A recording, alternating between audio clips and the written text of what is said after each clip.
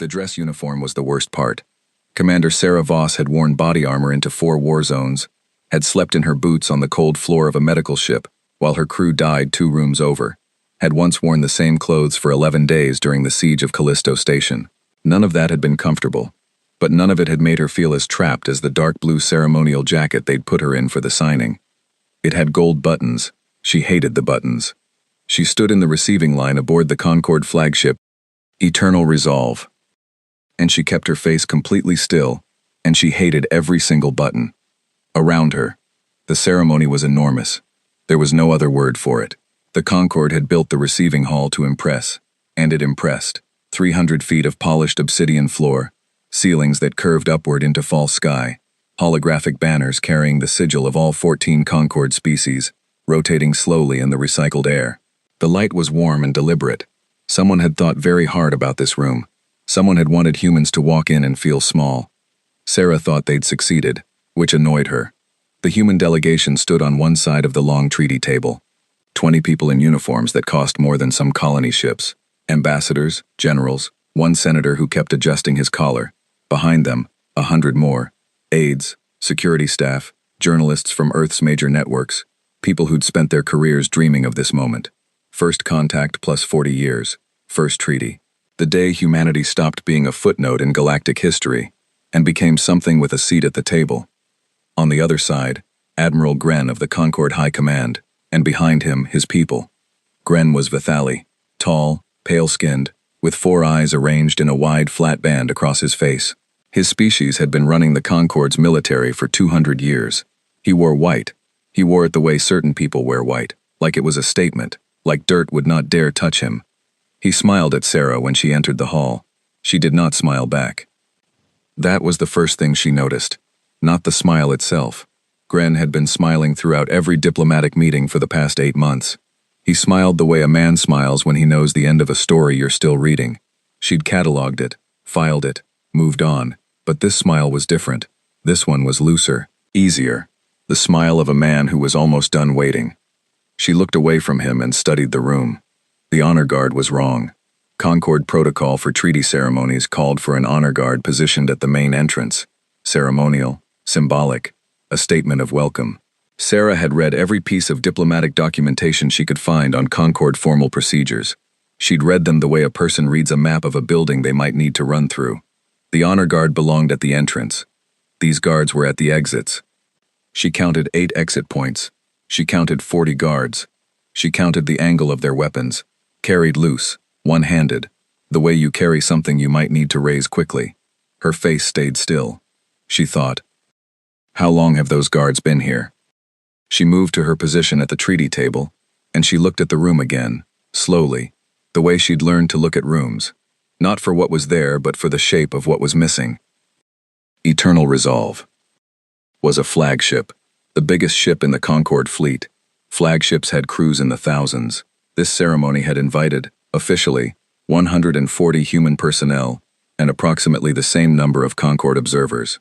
The rest of the ship was very quiet. Not empty quiet, alert quiet. The kind of quiet that happens when a large number of people are doing something very carefully and trying not to make sound while they do it. The senator gave his speech. Sarah listened for tone, not content. He was doing the thing politicians do at moments like this, reaching for historic significance, borrowing weight from the occasion itself, talking about the future in the present tense. He was good at it. He believed it. She watched his hands, not his face, because people's hands don't perform. His hands were loose, happy. He thought this was real. Ambassador Deary signed first, the senior Concorde diplomat, a small gray-furred creature from a species called the Mean, who had been humanity's primary contact for the past 12 years. Deary had always seemed genuinely fond of humans. Sarah had never been sure if that fondness was real or professional, but she'd appreciated it either way. Deary's hand shook slightly as she signed. Nerves, Sarah thought, or something else. Then the senator signed. The room applauded. The holographic banners pulsed with light.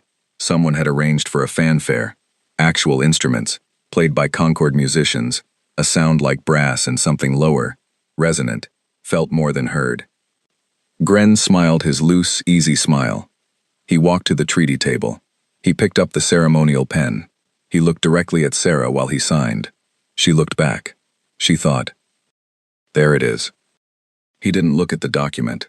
He didn't look at the senator or at Ambassador Deary or at any of the cameras. He looked at her, because he knew she knew, and he wanted her to know that it didn't matter. The moment his pen lifted from the paper, everything happened. It didn't happen the way combat happens. Explosive, loud, kinetic. It happened the way a door closes. Quiet, final, the click of a latch catching. Every communication channel went dark at once. The journalist's equipment stopped working. The guards at the exits raised their weapons, not pointed, not threatening, just raised. A dozen Concord officers moved into the room from 3 separate doors that Sarah had not seen open, and above them, through the great curved transparent ceiling of the hall, she saw the Eternal Resolve's outer hull light up as its weapon arrays came online. She heard it then, faint through the hull, the deep vibration of ship engines. Many ship engines, not just the flagship, many ships. The senator stood. "What is—" "Please sit," Gren said. His voice was gentle, patient. The voice of a man who has practiced the next few minutes many times. There is no cause for alarm. There is, however, cause for clarity. He walked to the head of the table. "The treaty you have just signed is binding and real," he said. "I want to be clear about that. We are not breaking the treaty. We are implementing it." He turned to look at the full human delegation, and his 4 eyes moved slowly across the room. Specifically, the provisions on page 47. Demilitarization protocols. Colonial administration transfer. Protected status classification. Sarah had read the treaty. Page 47 was not something the human legal team had flagged. It had been buried, deep, written in the 3rd dialect of Concord administrative language, the one that translated most poorly to human linguistic frameworks. The human team had translated it as cooperative security arrangements. That was not what it said. What it said was, "Upon signing, all human military installations will be subject to immediate Concord inspection and administrative oversight, pending classification review." Classification review was the part that mattered. It meant the Concord decided what class of species humanity was, and if they decided humanity was a Class 4 protected species, non-sovereign, non-combatant, ward state, then every ship, every weapon, every colony fell under Concord jurisdiction, automatically, legally, the moment the ink was dry. They'd had 40 years to hide this language. They'd done it well. At this moment, Gren continued, Concord fleet elements are arriving at each of humanity's 18 colonial systems. They are not there to threaten.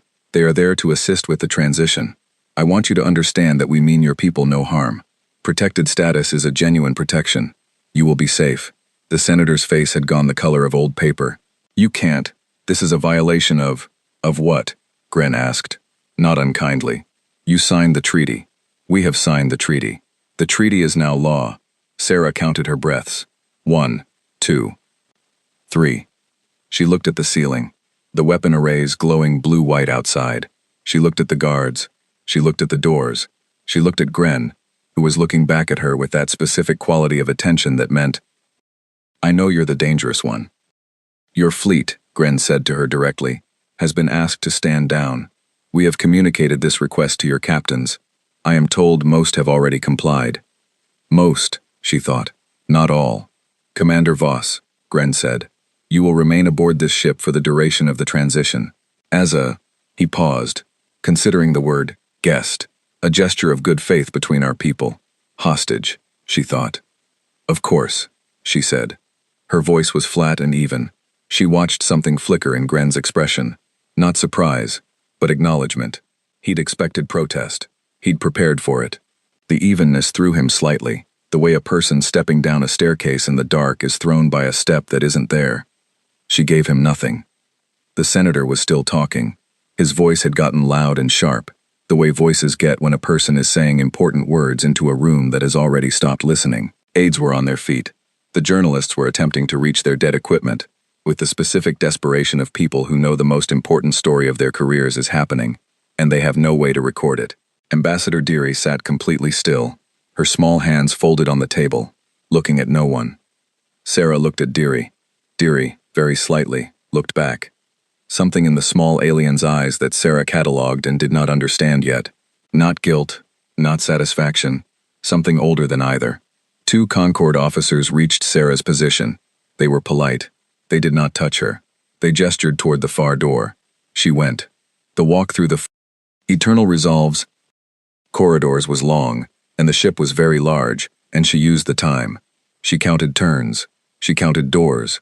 She noted the material of the walls. A composite she recognized from Concord construction specs, lighter than it looked, with a specific resonance frequency that she had once read about in a document that had no business being in the files she was allowed to access. She noted where the guards were, where they weren't. She noted that her escort, despite being professional and alert, was not searching her. They should have searched her. The holding cell was not unpleasant. A bed, a viewport, recycled air that smelled slightly of something mineral and dry. The Concord officer who locked the door did so with the careful courtesy of someone who has been instructed to be humane. Sarah sat on the bed. She looked out the viewport. She could see the bed. Eternal Resolve's outer hull, and beyond it, stars, and between her and the stars, the shapes of ships, human ships, big and small, running lights still on but weapons arrays dark, powered down, standing down, one by one, like candles being blown out. She watched a frigate go dark, then a destroyer, then a carrier. The Meridian? Harlan's ship. She recognized the silhouette. Harlan was good. Harlan would have fought this as long as he could. She watched the Meridian go dark. She checked her watch. The watch was old, a physical watch, analog, a thing that her mother had given her, and that kept time with a small spring mechanism that had nothing to do with any signal or network or frequency that anyone could jam. She looked at the time. She thought one word. Early. She lay back on the bed, and she stared at the ceiling of the cell, and she breathed slowly, and she thought about the transit time from the Oort cloud to the inner system, and she thought about gas giant orbits, and she thought about a man in a bunker under the Sahara who drank terrible coffee and had been waiting, with enormous patience, for exactly this moment. She thought about the 40 years of smiling, the 40 years of diplomatic language and cooperative frameworks and protected status provisions buried in dialect. She thought, they hid their trap in the paperwork. She thought, so did we. Outside the viewport, another human ship went dark. She closed her eyes. She was not worried. She was, in the specific way of people who have been prepared for the worst for a very long time, almost relieved. The waiting was the hard part. The waiting was always the hard part. It was over now. The waiting was over. The treaty was signed. Everything that came next had been ready for 38 years, and Gren had just pulled the pin on it himself, and he had no idea, and that was the only thing in this cell that made Sarah Voss, for one unguarded moment, smile. Not the gold buttons kind of smile. The other kind. She tucked it away, went back to breathing. The stars moved slowly past the viewport as the Eternal Resolve turned on its axis, triumphant and enormous and entirely, catastrophically wrong about what it had just won. Somewhere in the Oort cloud, 38 years of preparation said nothing and waited for the signal. The signal would come. Sarah had checked the time. It was already coming. The coffee was bad. It had always been bad.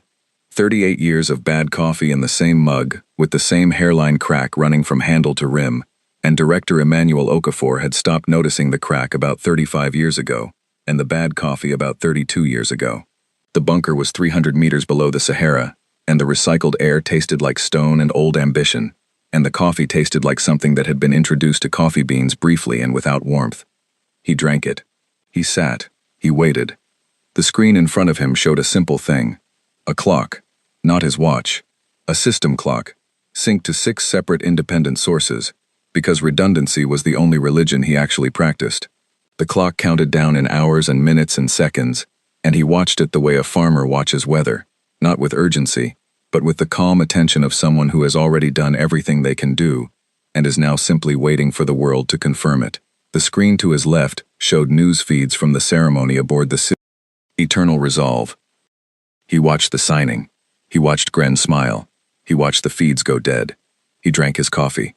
Sir. The voice belonged to Dr. Amara Finch, who was 31 years old and had been born in this bunker. Not literally, but near enough.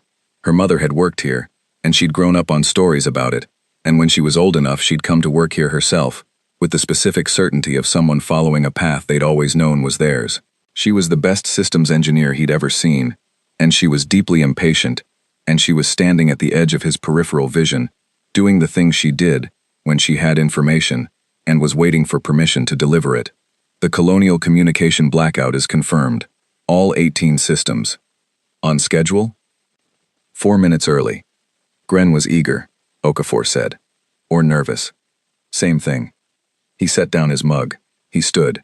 He was 68 years old, and his knees had opinions about standing that he'd stopped arguing with.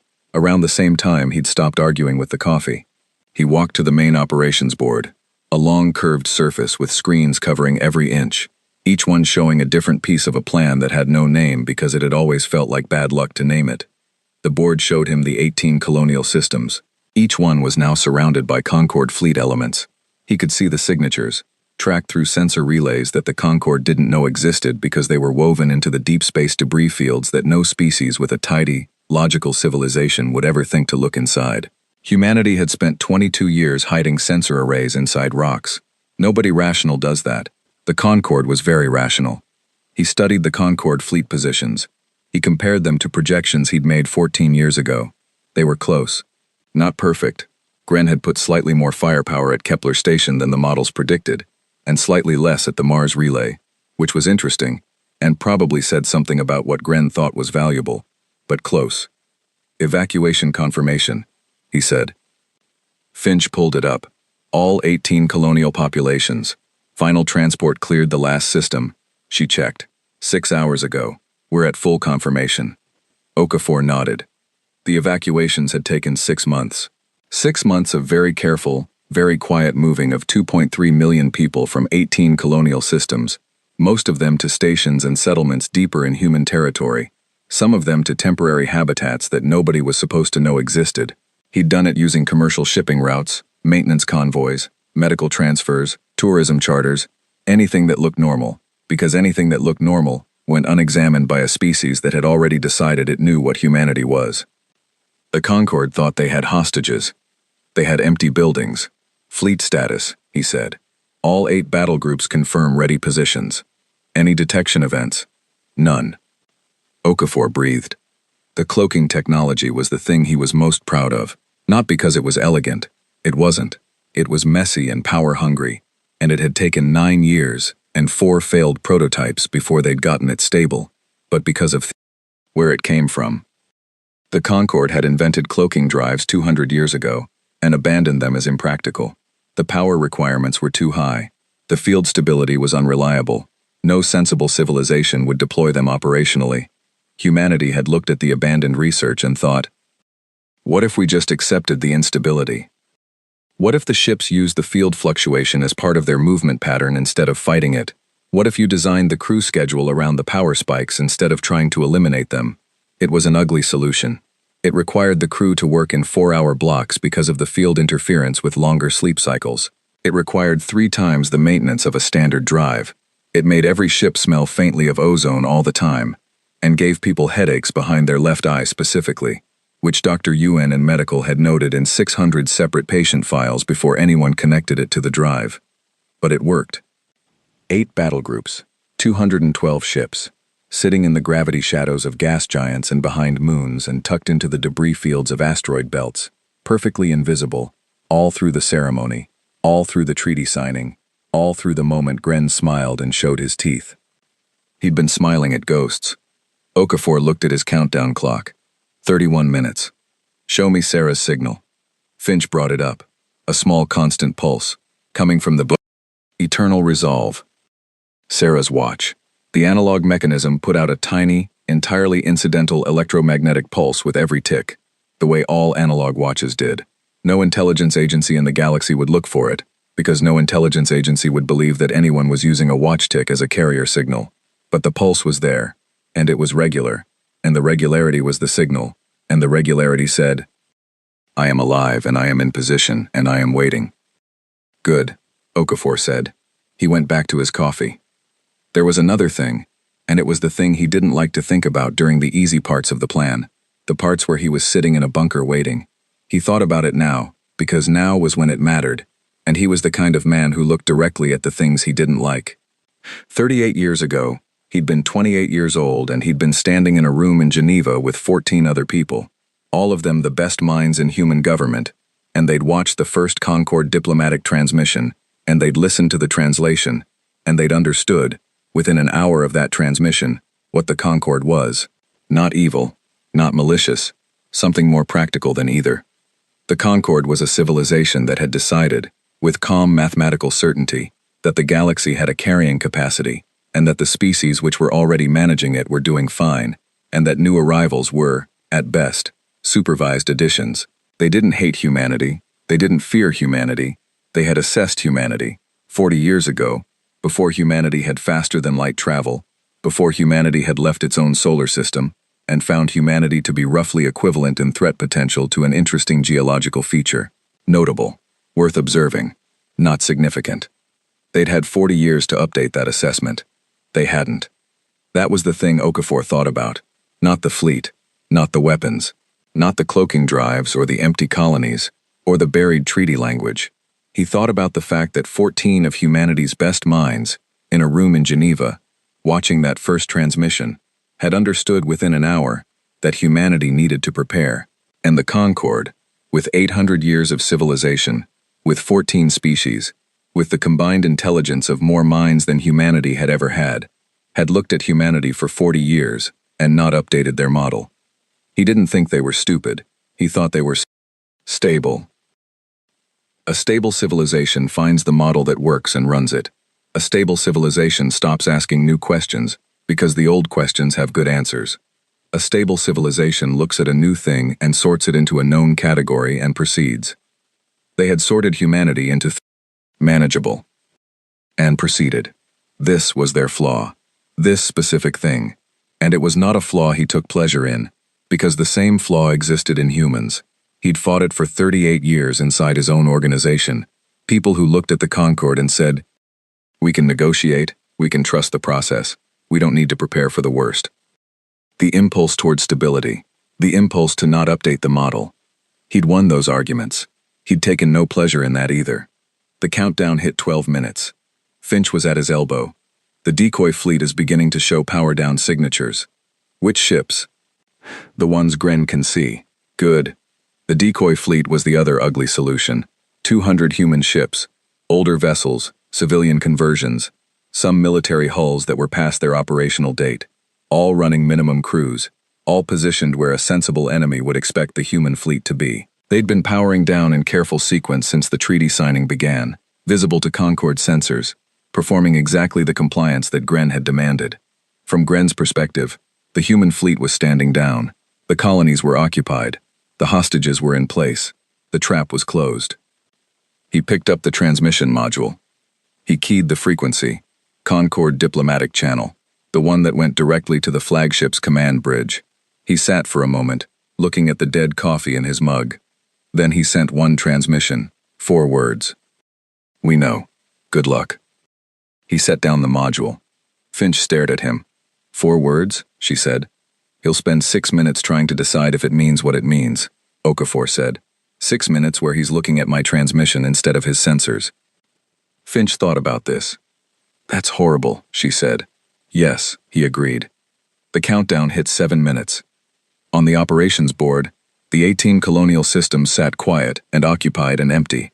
2.3 million human beings were safe, scattered, waiting in temporary habitats and deep space stations, in the dark, eating whatever the emergency rations tasted like, listening to ship sounds and trying to sleep, and trusting that the plan would work.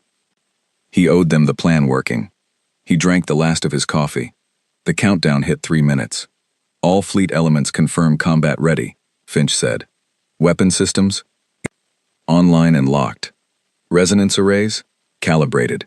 We confirmed the hull frequency data against the sensor recordings from the ceremony." Okafor nodded. The resonance disruptor had been his youngest engineer's idea, a kid named Park who had grown up in the 3rd generation of colonists on Kepler Station, and who had, at age 23, looked at the Concorde hull composition data that the diplomatic teams had been quietly collecting for decades and said, calmly, "Their ships sing. If you play the right note, They stopped being able to function. He hadn't meant it literally. The physics was complex. But the principle held. Every material had a resonant frequency, and the Concorde used a very specific composite for their ship hulls, because it was cheap and strong, and they'd been using it for 160 years, because it worked, and they had no reason to change it. A sufficiently powerful resonance field at that frequency would create structural interference that would cascade through the ship's internal systems, not destroying anything, not killing anyone, but making the ship's electronic systems incoherent. Every sensor, every navigation array, every weapons targeting system. The ship would drift, the crew would be fine. The ship would simply not be able to do anything. Park had tested it on a decommissioned Concorde trading vessel they'd acquired through channels that Okafor had never asked about. It had worked perfectly. The crew of 3 had floated in a perfectly functional life support bubble inside a completely useless ship for 6 hours before they'd been quietly returned to Concorde space with a very confusing medical incident on their records. The countdown hit 30 seconds. Okafor stood at the board. He felt, as he always felt at moments like this, the specific weight of consequence. Not regret, not second-guessing, just the awareness of the size of what was happening and the permanent nature of the next few minutes. Once you start a thing like this, you have started it. There is no unsigning the countermove. He thought about the 2.3 million people in the dark. He thought about Sarah in that cell, checking her watch. 10 seconds. He thought about a room in Geneva, 38 years ago, and 14 people who'd made a choice. 5. He thought. We told you we weren't manageable. 0. All fleet elements, Finch said, and her voice was very steady, are now visible. On the board, across 18 systems, and in the Sol system itself, 212 ships dropped their cloaking fields simultaneously. The Concorde, in all 18 occupied systems, had approximately 90 seconds before the first engagement. It would not be enough time. Okafor looked at his mug. He was going to need more coffee. The door opened. Sarah was already standing. The Concorde officer who stepped through had a weapon in his hand, and orders that he had clearly been given recently enough that they were still a little surprising to him. His 4 eyes swept the cell, the bed, the viewport, the empty wall, and found Sarah in the center of the room, hands at her sides, weight forward. He said something in Vithali that she did not speak. She spoke in Standard Concorde, which she'd been studying for 14 years. I know what you're here to do, she said. And I know you're alone because Gren got a transmission he didn't expect, and he's dealing with that, and he gave you your orders, and now you're here, and you're alone. The officer said nothing. There are 42 guards aboard this ship, she said. 17 of them are Vithali. 9 are Mean. The rest are mixed species. The Mean don't want this war. You've already heard about the transmission, or you will in about 90 seconds. And when you do, what you're going to want is to be able to tell someone in authority that you were following orders from an admiral who just lost the moral consent of 3 member species. He was listening. She could see it in his posture. Not agreement. She wasn't asking for agreement. Or, she said, you could shoot me and be the person who killed the hostage when the war was already lost. Silence. The weapon didn't lower, but it didn't rise. The cell is already unlocked, she said. Someone on this ship unlocked it 11 minutes ago. I don't know who, but someone did. He looked at the door. Then he looked at her. Then he stepped aside. Sarah walked out. The corridors of the eternal resolve were not in chaos yet, but they were moving toward it. She could feel the pressure of information traveling through the ship, the way pressure travels through water, that invisible alteration in the density of the air that happens when a large number of people are receiving news they do not know how to process. Officers walked faster. Conversations cut short. The specific silence of a command crew that has just had a certainty removed. She moved fast. She moved like she belonged here, which was the only strategy available to her. She knew where the bridge was. She'd memorized the ship's layout 6 months ago from a combination of Concorde construction records, sensor sweep data from the diplomatic approach, and a very detailed account from a Concorde trading captain who'd served aboard a sister vessel and had, over a long and expensive dinner on Mars Station, been willing to talk about his old posting. He'd had no idea why she was interested. People in love with their own careers rarely do. 3 turns, down a long corridor, left at the junction by the secondary power relay. A guard, mean, small, wearing the expression of a person who had just heard something that changed the shape of their day. She looked at Sarah. Sarah looked at her. Sarah said, in her best Concord standard, "Gren's orders. The commander needs to come with me." The guard let her pass. The bridge doors were Concord standard, heavy, 2-layer, designed to be sealed in emergency. They were not sealed. Someone had not sealed them, and Sarah was going to owe that someone something she would probably never be able to repay. She went through. The bridge of the Eternal Resolve was circular and enormous and deeply occupied. 30 crew members, half of them at stations, half of them on their feet, all of them looking at displays that were showing them something they had not been briefed to expect. The main screen showed a tactical display, Sol system, and on the tactical display, where there had been a compliant, powering down human fleet 20 minutes ago, there were now 212 new contacts. Many of them were much larger than the Concord models had projected. The bridge crew noticed Sarah approximately 2 seconds after she noticed them. Admiral Gren was at the center of the room. He looked at her. "How?" he said. Not a question. A calculation running in real time. "You should have searched me," she said. She had an emergency transmission device the size of a thumbnail, taped to the inside of her left wrist. She had a signal disruptor in the heel of her boot. She had a contact charge on 3 fingers of her right hand that would disable any standard Concord electronic lock within 10 seconds of skin contact. These were not weapons. She had brought no weapons to the treaty ceremony. She'd brought tools, which were a different category of concern entirely, and the difference was the 38-year gap between what the Concord thought humanity was and what humanity actually was. She walked toward the broadcast console. 2 crew members moved to intercept. She used the contact charges on the console housing as she passed it, and the security lockout on the broadcast system stuttered and died, and she was broadcasting on all Concord standard frequencies before anyone reached her. "My name is Commander Sarah Voss of the Earth Defense Command," she said, clearly, in standard Concord. "What you are about to hear is the private communication record from this ship's bridge, captured over the past 14 hours, including all conversations that took place before and during the treaty signing ceremony." She hit the playback. Gren's voice filled the bridge. His actual voice, not the voice he'd used in the ceremony, the patient diplomatic one, but the voice from his private briefings, the one he used with his officers.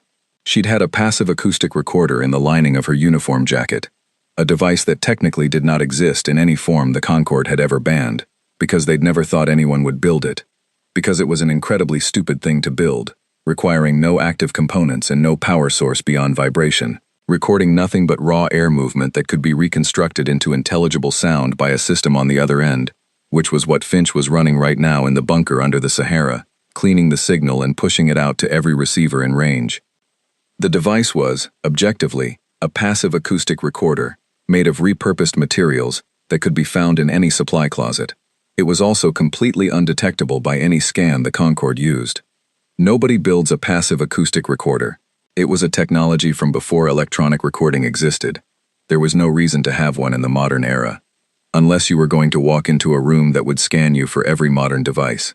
Gren's recorded voice said, clearly, in his own tongue. "The human species cannot be allowed to develop further. The treaty gives us legal authority. Once the colonies are secured, we reclassify. In 3 generations, they're a managed population. In 5, they're domesticated. It's the only humane outcome." The bridge was silent. Not the combat-ready silence from before. This was something different. This was the silence of people hearing a thing said plainly, that they had believed only in comfortable abstraction. The silence of moral accounting arriving without warning. 3 of the bridge crew, mean species, sat down. One of them began speaking into her personal communicator. Gen crossed the bridge in 7 steps. Sarah was ready for 6. He got to her with one hand out, and she caught the wrist and turned, and he went down, and she stepped away, and said, to the room, "Your fleet is currently engaged across 18 systems. You can confirm this on your tactical display." She gestured at the main screen. "The human populations you believed you were holding as leverage have been evacuated. Every colony has been empty for 6 months. You have been occupying buildings." She let that land. "The resonance arrays are already operating in 8 of your 18 system fleet deployments. Your ships there cannot maneuver. Their crews are unharmed. They are simply stopped." On the main tactical display, confirmation was coming in. A Concord system flag at Kepler, going from active to communication loss, then another, then another. Each one lit red, then went dark. "The treaty you wrote," Sarah said, "has a clause on page 47. We wrote one too. It's on page 12.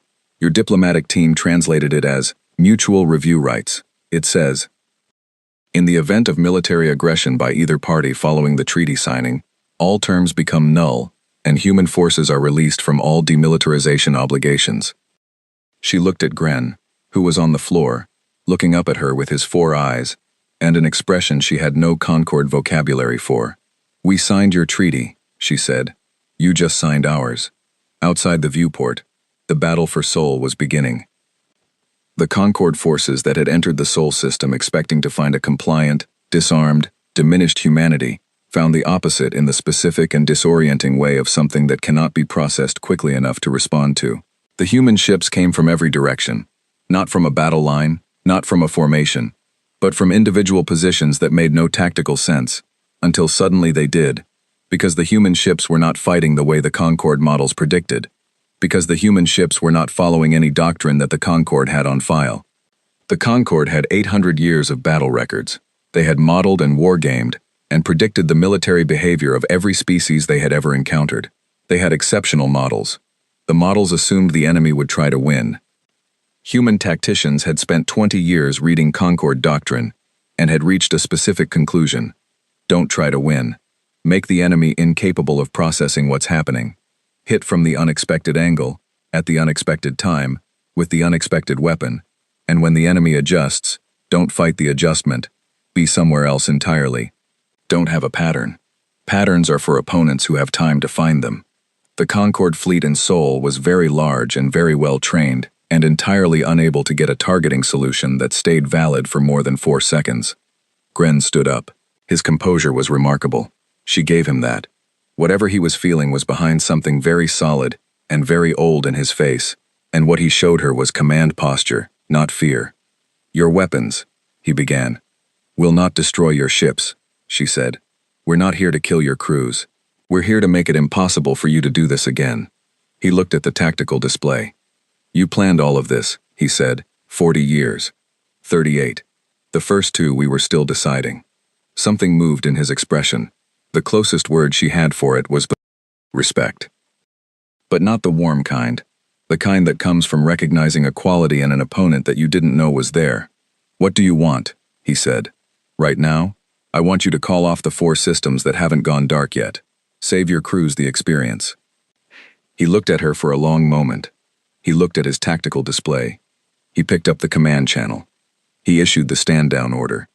Sarah watched 3 more system flags stop flickering and go to ceasefire confirm. One didn't. She looked at Gren. "That's Veth Prime system," he said, and there was something complicated in his voice. "I don't command the forces there," she thought. "Of course there's a faction that doesn't stop," she thought. "There's always a faction," she thought. "That's going to be a problem for later."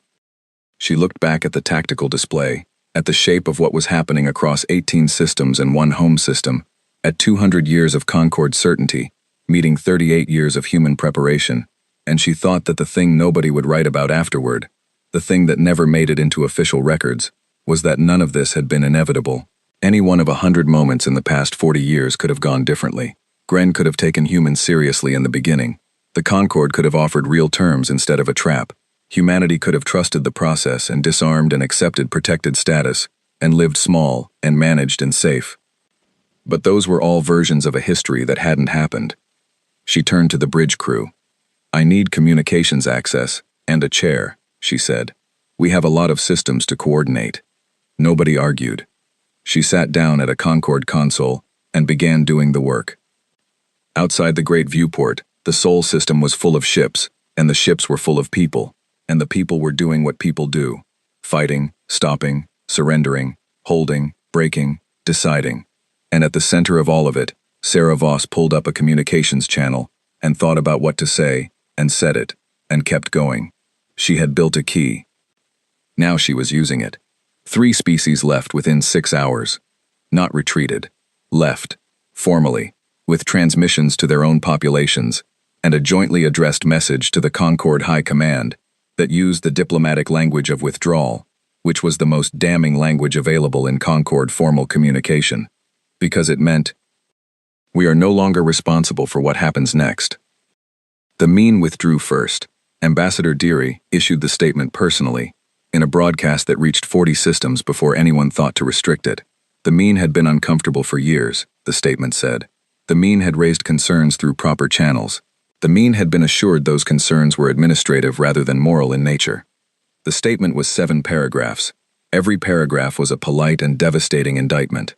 The Thar and the Kolesi withdrew within the hour, citing the broadcast from the Eternal Resolves Bridge, citing Gren's private words about domestication, citing the revelation that civilian populations had already been evacuated, which meant, the Thar ambassador noted with dry precision, that the Concord had been occupying empty buildings while claiming to protect innocent lives. They knew, Finch said. Okafor looked up from his board. Who? The 3 that withdrew. They already knew. She pulled up the Mean communication logs, the ones that the Human Intelligence Network had been passively collecting for a decade. Look at the timestamp on Deary's statement. She'd written it before the broadcast from the flagship. She was waiting. Okafor thought about Deary's eyes at the treaty table, the something older than guilt he couldn't quite name. She was waiting for us to move first, he said. She couldn't pull out before the trap sprang. That would have warned Gren. She needed Gren to spring it. So she was doing what we were doing, he said. She was waiting for the right moment. He filed that away. It was information he would need later. 4 Concord species remained committed: the Vithali, Gren's people, the Keth, the Orin, and the Sul. These 4 had the deepest institutional investment in the Concord structure, which meant the deepest investment in humanity's subjugation, because the structure and the subjugation were connected in ways that a withdrawal would unravel. If humanity became a full equal, certain economic arrangements stopped working. Certain access agreements required renegotiation. The 4 species that remained were not ideologically committed to humanity's oppression. They were financially committed to it, which was, in Okafor's experience, harder to argue with and easier to outlast. He watched the tactical board as the 4 loyal species moved. The move was predictable. He'd modeled it 6 times. When threatened, the Concord's doctrine called for decisive force against the thing causing the threat, not tactical engagement, not strategic maneuvering, but the application of overwhelming power to end the thing creating the problem. It was a doctrine that had worked for 800 years, which was exactly why they still used it. They aimed for the colonies. All 18 colonial systems, simultaneously, target, colonial infrastructure. The intent was clear, and Okafor had been clear with himself for a long time about what that intent meant. If the colonies were destroyed, humanity lost its extraplanetary population base, its industrial capacity beyond Earth, its ability to resist Concord authority without also destroying itself. With the colonies gone, humanity would have to choose between resistance and survival. The Concord expected to make that choice agonizing. The autonomous defense grids made it irrelevant. Okafor had been building them for 11 years. Not building, seeding. The difference was important. Building implied something large and visible, something a Concord sensor sweep would find. Seeding meant small units, dispersed, hidden in the same debris fields where he hid his sensor arrays, networked to each other with systems that activated only when triggered, and triggered only by specific attack signatures. The grids were cheap. They were unsophisticated. Each individual unit was, genuinely, not falsely, too small and too simple to show up on a Concord tactical scan. It was a single relay node about the size of a human fist, with one purpose. When it detected an attack profile, it connected to its neighbors, and collectively, the network became something that was neither cheap nor unsophisticated. The Concord fired on Kepler Station.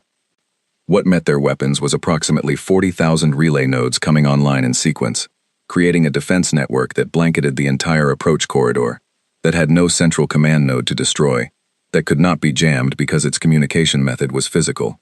Vibration through the debris field itself, a principle from seismology that Park had also been responsible for, because Park was either a genius or a disaster, and Okafor had long since decided the two were the same thing.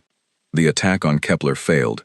So did the attack on New Carthage, and on Europa Station, and on every other colonial target, in the same way, for the same reason. You cannot destroy a swarm by hitting its center, because a swarm does not have a center. The 4 loyal species adjusted. Okafor watched them adjust. They were competent. He was not dismissive of them. They pulled back from the colonies and reoriented toward the human fleet itself, which was a smarter target, and would have been devastating if the human fleet had been where the Concord sensors said it was. The human fleet was not where the Concord sensors said it was. This was not cloaking. The cloaking drives were power-hungry and needed rest cycles. This was older than cloaking. This was the simple, available, technically unsophisticated method of being somewhere your enemy doesn't think to look. The human tactical doctrine called it ambiguity positioning. What it meant in practice was, human ship captains were specifically selected and trained for their ability to be in the wrong place at the right time. They didn't hold formation. They didn't cluster. They moved constantly, individually, in patterns that were not patterns but that covered space in a way that meant the Concord targeting systems were always, on average, 40 seconds out of date. 40 seconds is not much time. In space combat, 40 seconds is forever. Gren is being confined to quarters, Finch reported. Okafor looked up. By whom? His own crew. A faction. She pulled the communication intercept. 2 of his senior officers issued a Joint Command Authority declaration about 20 minutes ago. They're citing the broadcast, citing the mean withdrawal, citing the tactical situation. They're ending his command. They're trying to end the war, Finch said. They're requesting communication with Sarah directly. Okafor considered this.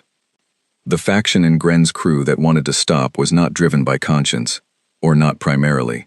It was driven by the same force that drives most decisions at moments like this. The difference between a war you think you can win and one you know you can't. These officers looked at their tactical display and saw something that Gren, to his credit or his detriment, had refused to see. The shape of what was happening was not a battle. It was a demonstration. Humanity was not fighting to destroy the Concord fleet. Humanity was fighting to prove it could.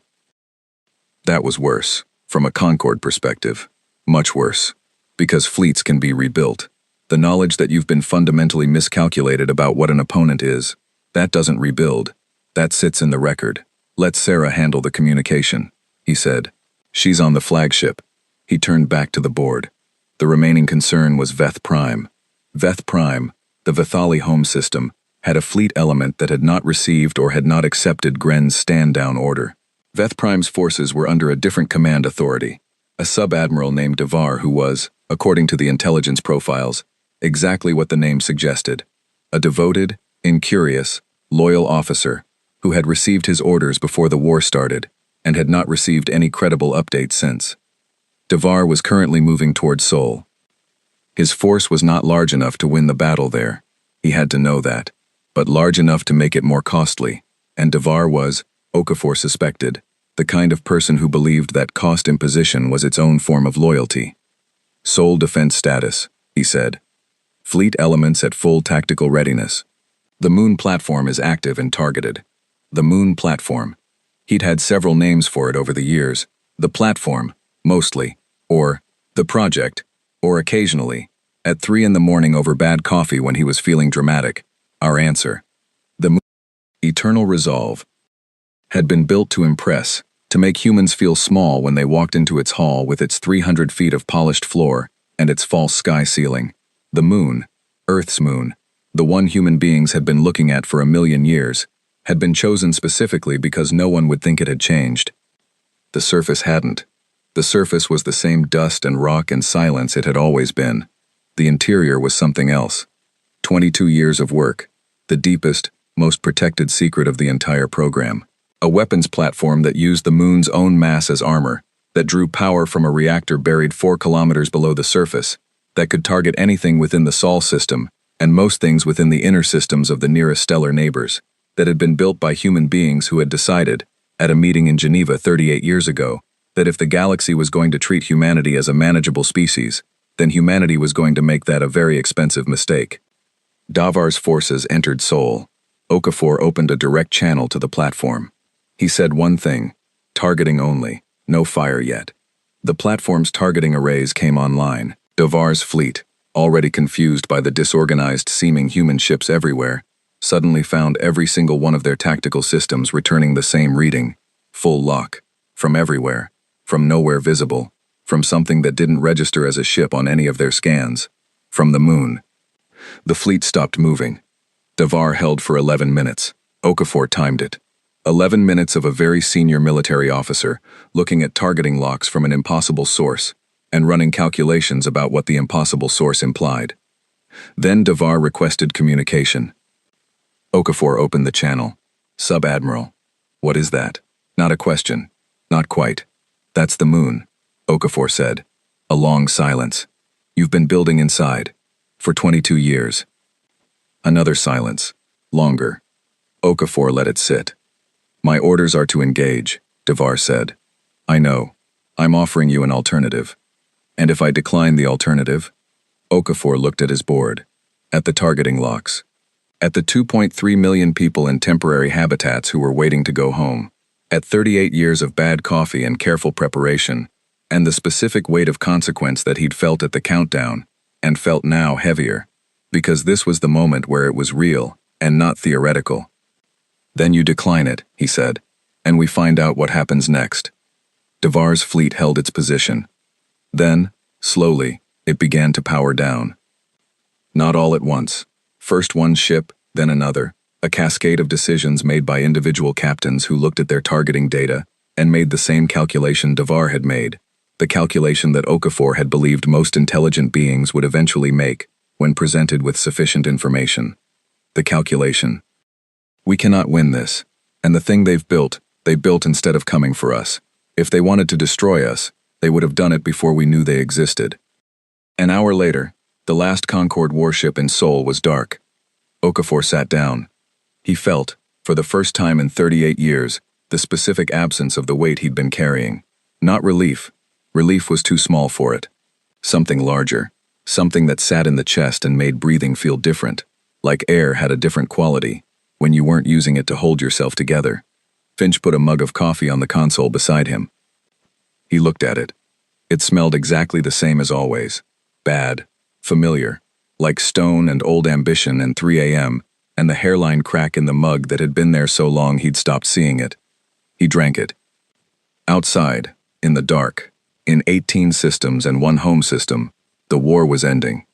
In temporary habitats and deep space stations, 2.3 million people were being told they could go home.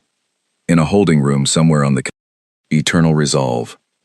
A Vithali admiral was sitting with the truth of what he'd underestimated, and it was just beginning to reach him.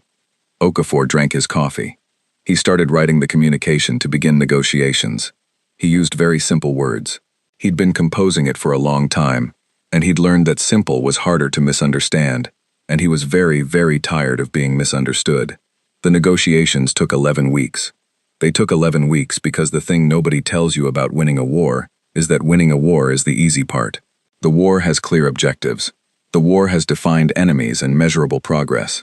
The war ends and then you are left with the aftermath, which is 12 species, and a ruined framework, and 17 different interpretations of what just happened, all of them trying to become the official interpretation before the historians arrive. Sarah sat in the same rooms where treaties had been signed, and she sat with Concorde representatives who were no longer sure what the Concorde was, and she said what Earth's government had told her to say, which was also what she believed, which made it easier. Humanity wanted equal standing. Humanity wanted acknowledgement that the treaty had been invalid, a weapon dressed as a document. Humanity wanted the right to expand, to develop, to govern its own colonies, to build its own fleet. Humanity wanted, explicitly and in writing, to be left alone. The Concorde representatives across the table heard all of this and waited for the rest, for the territory claims, the tribute demands, the punishment clauses, the reparations, the dominance games that every species played when they won something significant. They waited for humanity to show them the shape of the empire it was building. There was no empire. Sarah watched them not understand that for several weeks. The Mean understood it first. Deary was part of the Mean delegation, and Deary had been watching humanity for 20 years, and Deary had a theory that she shared with Sarah one evening, in the margins of a negotiation session, quietly, in the way of someone who has been holding a thought for a long time. "You are not interested in ruling," Deary said. "No," Sarah said. "You are interested in not being ruled." "Yes." Deary was quiet for a moment. "That is very difficult for the others to model," she said. "Every dominant species in our records has used dominance to accumulate further dominance. You are the first we've encountered who appears to genuinely want to stop. We don't want to stop, Sarah said. We want to expand. We want to build. We want to go places we haven't gone yet. We just don't want to own the people we meet when we get there. The distinction is significant. We know. The Keth and the Oran were harder. They'd been the most financially invested in the original Concord structure, and they negotiated with the energy of people defending a business model rather than a philosophy. Sarah respected that, in a specific and limited way. At least the stakes were clear. 3 of her sharpest economic minds spent 5 weeks in adjacent rooms breaking down trade agreements, resource access frameworks, preferred partner arrangements, and by the end they had something that the Keth and Oran didn't love but could survive with, which was the standard definition of a fair deal. The Sewell didn't negotiate. The Sewell sent a single representative who said very little and took very detailed notes, and withdrew to consult with their government, and sent a counter-proposal that was largely acceptable, with 2 specific exceptions that turned out to be internally political rather than substantive. Those were resolved in 2 days. The Vithali were last. Gren was not at the table. Gren had been remanded to the joint tribunal. The Vithali representatives who came to negotiate were younger than Gren, more pragmatic, carrying the weight of what their admiral had done, and doing the thing that competent people do when they inherit a disaster. They focused entirely on the practical question of what happens now. What happens now turned out to be, primarily, a security framework. The Vithali had been the military backbone of the Concord for 200 years. Their concern was not economic. Their concern was, what does the galaxy look like when there are 2 major military powers rather than 1? What are the rules? Sarah spent 3 weeks on this. She brought in people from Earth's defense establishment, and from the 3 defecting species, and from academic institutions that studied conflict history, human and alien, and they built something that she would not have been able to predict in advance, a joint security charter that was not a treaty of peers in the traditional sense, but something more like a conversation, with scheduled review points and explicit mechanisms for objection and an acknowledgement, written into the document's preamble, that the charter was a beginning rather than a conclusion. The Vithali representative read the preamble twice. He looked up. "You have written uncertainty into the foundation," he said. "Yes," Sarah said. "That is highly irregular. We noticed that regular things had certain problems." He read it a 3rd time. He signed. The tribunal took another 4 weeks after the negotiations. Gren was tried, not by humans, Sarah had made this point clearly and consistently, by a joint body that included Mean and Thar and Kolesi judges alongside Vithali legal representatives and 2 human legal observers. Humanity provided testimony, provided the bridge recordings, provided the communication intercepts and the treaty language analysis, and the full documentation of the trap's construction over 40 years. Then humanity stepped back and let the process work. The verdict was not Sarah's business, and she treated it as not her business, which was harder than it sounded. She had been in the cell. She had walked through those corridors. She had looked at Gren across his own bridge and watched him try to understand what had gone wrong and failed. She'd read the tribunal proceedings every night in her quarters. She'd kept that to herself. Gren was convicted of 17 counts under Concord law, mostly conspiracy, unlawful occupation, violations of the diplomatic framework. He was sentenced to 20 years in a Concord facility, reduced from the initial recommendation because 3 of the species that had been used as instruments of the trap argued that Gren had believed he was acting within legitimate authority, which was a mitigating factor, and which Sarah believed was probably accurate, because the most dangerous kind of wrong is the kind that doesn't know it's wrong. She sent no message to the tribunal about the sentence. She had opinions, she kept them. Okafor retired on the day the negotiations formally concluded. There was no ceremony, no official announcement. He simply stopped coming to the bunker. He went back to Lagos, to a house that had been tended by his sister for 38 years, with a garden that she'd maintained through those years with the specific stubbornness of someone who believes the person the garden is for will return. He planted tomatoes. He did not answer requests for interviews. There were many requests. He did not answer any of them. There would be a history written eventually, and the history would name him, and he had decided, with the same careful deliberation he'd applied to every other significant choice of his life, that he would not participate in it. He had said what needed to be said during the years when it mattered. The years when it no longer mattered were his own. The tomatoes grew well. The soil in Lagos was good. He was, For the first time in 38 years, not thinking about anything in particular, he found he liked it. Park, the engineer who'd invented the resonance disruptor and the acoustic recorder and the seismographic communication network, and who was, collectively, responsible for more of the outcome than anyone who hadn't been in that bunker would ever know, was given an official commendation and offered 17 different prestigious positions, and turned all of them down in favor of returning to Kepler Station, which had been his home, to help with the reconstruction. He was 26 years old. He would do 17 more significant things before he was 40. Sarah was offered command of the new joint fleet, the one being assembled from human forces and the 3 allied species military elements, a patrol and security organization designed to handle the new galactic reality that nobody entirely had language for yet. It was a large command. It was a meaningful command. It came with resources she'd never had, and a mandate that was, legitimately, important. She sat with it for 2 weeks. She didn't think about the command itself.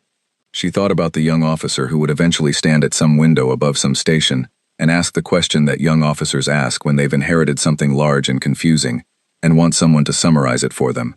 She thought about what she wanted to have done before she became the person who answered that question. She thought about the 18 colonial systems, the people who'd come home to buildings that were largely intact because the Concorde had expected to administer them, not destroy them, and who were rebuilding in the specific chaotic way of human communities that have been through something serious and have come out the other side and have decided the other side is where they live now. She accepted the command. She did it without ceremony, sent a one-word message to the appointment office. Yes. Then she went to work. The first thing she did was invite Deary to a meeting about the long-range patrol framework. The second thing she did was formally request access to the Concorde star charts for regions that had never had human presence. The third thing she did was start reading everything she could find about the 6 species that existed outside the Concorde's previous sphere of influence, the ones nobody had managed yet, the ones that nobody had decided were manageable. She had notes. She had models. She had 38 years of humanity's very particular approach to preparation. She thought about what Deary had said. You are interested in not being ruled. She thought, yes, and also in meeting whatever's out there before it decides what we are. The station above Earth was quiet at this hour. It was late by ship time, the arbitrary ship clock hour that functions as midnight for people who live without natural cycles. The viewport showed Earth below, blue and white and unchanged, which was the only thing about the past 11 months that had felt like a constant. And beyond Earth, the stars, and between the stars, the dark where things were that nobody had gotten to yet. The young officer found her there. She'd been expecting him. He'd been hovering at the edge of her awareness for an hour, wanting to approach, lacking the confidence to do it, finally doing it because ship's late hour creates a kind of permission that formal daylight hours don't. He was new enough that his boots still looked like they'd never been worn in. Ma'am, he said, I'm sorry to disturb you. You're not disturbing me. He stood beside her, looked at Earth. I was hoping, he started, and stopped, and tried again. I wanted to ask what it was really about. The war. She looked at Earth.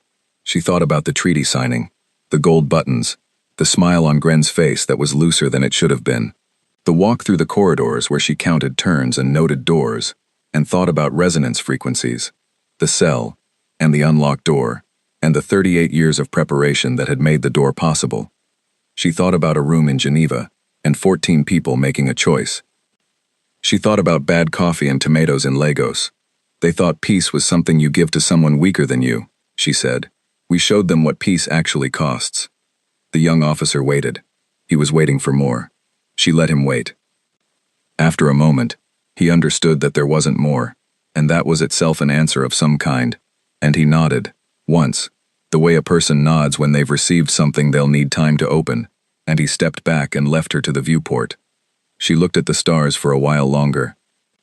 Then she went to her office and started working on the patrol routes for the next quarter, and the briefing materials for the first Joint Species Training Program, and the formal request for survey ships to head into uncharted space, and the long, careful, necessary letter to Deary about what they both wanted the next 50 years to look like.